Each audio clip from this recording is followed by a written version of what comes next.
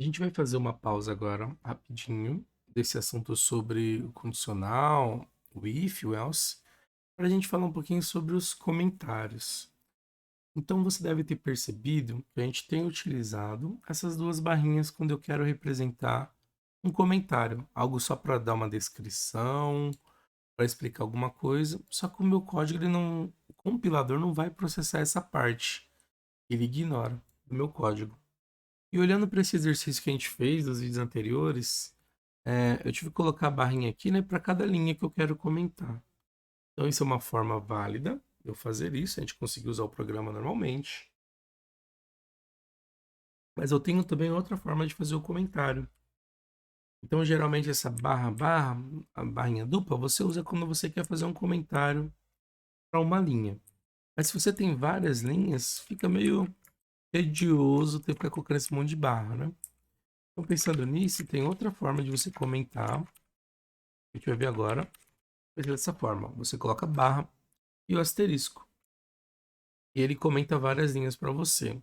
Opa, ele está comentando também meu código. Isso eu não quero. Eu quero comentar apenas esse trecho.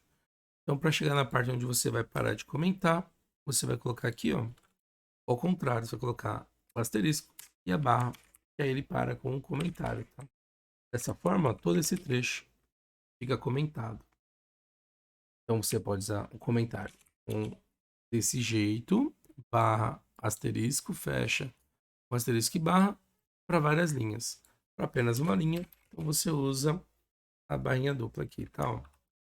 Comentário simples. Você também pode fazer assim, ó. Por exemplo, você tem um trecho de código, isso aqui eu vou remover, tá? Só para exemplo. Você está executando e aí para algum teste você quer comentar temporariamente um trecho do código. Por exemplo, eu quero validar minha primeira, segunda regra, mas essa terceira aqui eu não quero validar ela. Eu quero fazer alguns testes com essa condição e sem. Então, uma forma é testo quando ela existir, removo e testo sem ela. Só que aí você vai ter que colocar aquele código de novo. Então, você tem que copiar, salvar num bloco de notas, por exemplo, e inserir novamente. Então, para não fazer isso, você consegue comentar esse código. Só que você tem que ficar colocando barra, barra, dá um pouquinho de trabalho, né? Então, você poderia usar aqui o asterisco barra, comentar aqui com o asterisco barra. Funciona. Só que também você tem que ficar digitando um pouquinho, dá um pouquinho de trabalho. Então tem um atalho que você faz para inserir esses comentários da mesma forma, tá? Então, por exemplo, esse trecho eu quero comentar. Você vai fazer a combinação das teclas. Segura o Ctrl, digita o K, depois o C. É o Ctrl, K, C de comentários, de comment. Então aqui ele vai comentar para você. Eu preciso do K, porque o Ctrl C direto já é o que faz cópia, né? Então, Ctrl K. Você digita Ctrl, segura o Ctrl, digita o K, mantém o Ctrl pressionado, depois digita o C. E ele comenta seu código, ó. Vou comentar isso também, ó. Ctrl, segurei ele, digitei o K, mantive o Ctrl segurado, depois o C. Não precisa nem correr, tá? Ele aguarda essa sequência. Ele comentou. É bem mais prático, né? Aí, para descomentar, uncomment, você vai fazer Ctrl, K, depois o U. Ele descomenta para você. Então, desse jeito você tem agilidade quando estiver fazendo os seus testes aí, validação. Ctrl C, comentou, testou. Quero voltar agora. Ctrl KU, ele descomenta para mim aqueles comentários, ou aquele trecho do meu código que está comentado, tá? Então, são mais essas opções. Uma última agora é, quando a gente estiver utilizando mais métodos, você vai ver que tem alguma descrição. Geralmente é uma boa prática, ou boa prática é o que é recomendado pela comunidade, é o pessoal que faz e atua no desenvolvimento, né, de aplicações. É interessante você colocar um comentário quando você estiver no seu projeto para aquele seu método, essa sua função, para dizer o que ela faz. Porque senão a pessoa vai ter que ler, interpretar todo o seu código para entender o que está acontecendo ali. Então, por exemplo, esse método exercícios desconto preço, ele já dá uma ideia para a gente, porque nós definimos um bom nome para ele, né? Ó, um exercício que está avaliando o desconto de preços. Só que você consegue incluir aqui como se fosse uma documentação mais simples para dizer o que ele vai fazer. Então, por exemplo, eu posso dizer que ele está fazendo aqui a categorização do desconto, né? Ou avaliando o desconto baseado no preço. Então, como é que eu faço isso? Você vai vir aqui, ó, antes do seu método, e você vai digitar duas barrinhas, na verdade, 3 barras, e ele vai aparecer esse summary para você.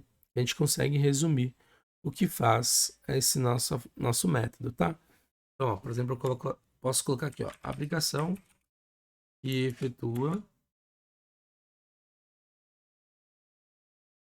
o cálculo de desconto de uma compra. Legal. Coloquei então aqui, então quando a pessoa vier, ela vai ler aqui o que ele está fazendo.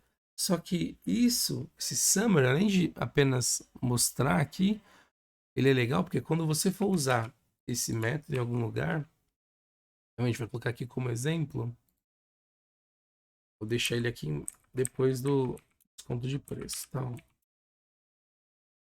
na verdade é ele mesmo, né? Eu nem preciso. Certo. Se você levar a setinha do mouse, por exemplo, ó, desafio novo jogador, ele vai mostrar para você, ó, o nome, né, do nosso método. Aí no caso aqui, esse parâmetro, deixa eu só validar aqui, eu tinha colocado só para teste, não precisa disso, tá? Ele vai mostrar pra gente aqui basicamente o nome dele e esse void. Agora repara no de desconto preço que a gente colocou aquele summary. Quando eu deixar o mouse nele, ó, que legal, ele vai mostrar ó, a aplicação que efetua o cálculo de desconto de uma compra. Então você consegue documentar e facilita na hora de você utilizar aquele código que você implementou ou quando outra pessoa for utilizar aquilo. Porque você está dando uma descrição e está melhorando a legibilidade do código. Além de ter um nome intuitivo, você tem uma descrição do que ele tem que fazer. Você consegue incluir outros recursos aqui dentro desse summary, tá? Dá para especificar parâmetros, tipo de retorno. Só que a gente ainda está aprendendo esses conceitos, então eu vou deixar apenas o summary por enquanto. Para você entender que ele ó, ajuda a gente na documentação.